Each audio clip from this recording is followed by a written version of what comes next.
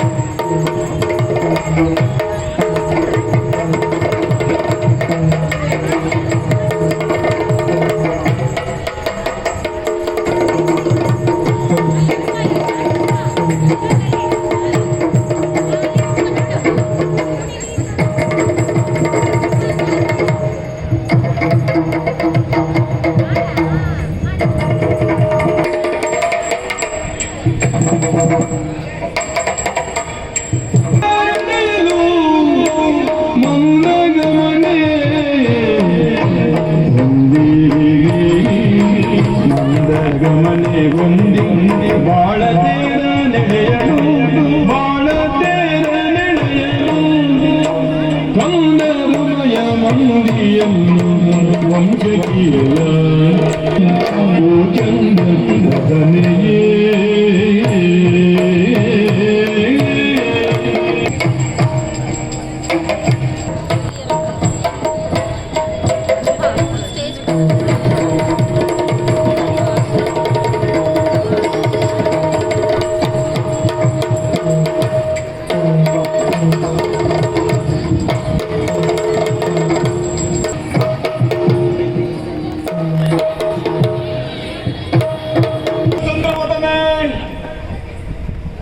ಅತ್ತ ಇತ್ತ ನೋಡ್ಬೇಕಂತ ಅಗತ್ಯವೇ ಇಲ್ಲ.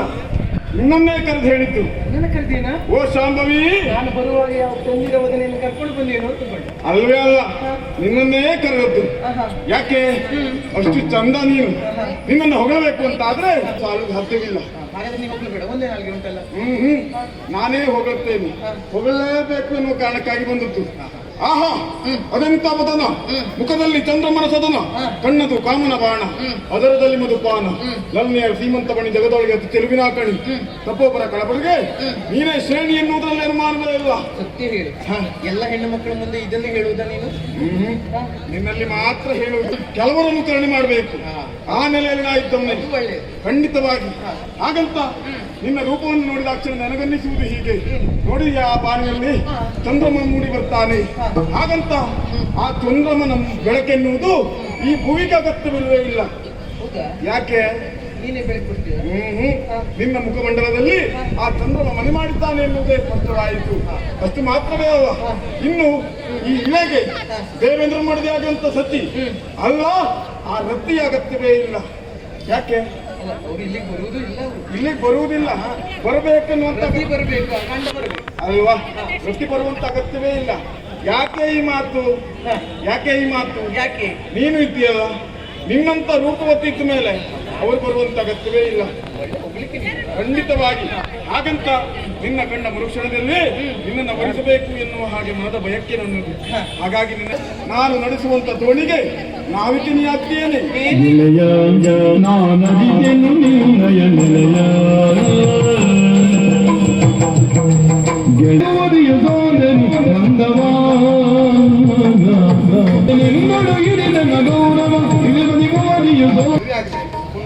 ಒಂದು ಬೈ ಮಕ್ಕಳಿಗೆ ತಾಯಿ ಆಗಬೇಕು. ಉಳಿದ ಸಮಯದಲ್ಲಿ ನಿನ್ನನ್ನು ನೋಡುವಾಗ ಇಂಥ ಒಂದು ಗುಣ ನಿನ್ನಲ್ಲಿ ಉಂಟು ಎನ್ನುವುದು ಯಾರಿಂದಲೂ ತಿಳಿದುಕೊಳ್ಳಲು ಸಾಧ್ಯವಿಲ್ಲ. ಹಾಗೆ ಕೆಲವರ ಗುಣ ಯಾರಲ್ಲಿಯೂ ಒಂದು ಮಾತನಾಡುವುದಿಲ್ಲ.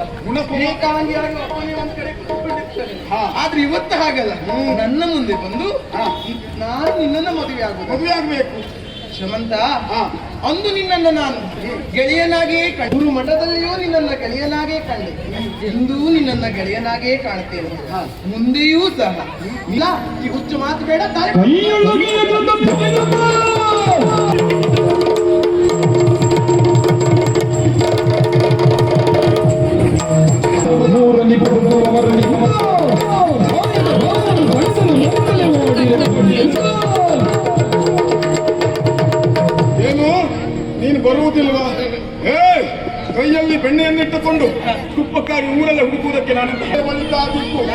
ಇಲ್ಲದಾಯ್ತು ನೀನು ಬಾರ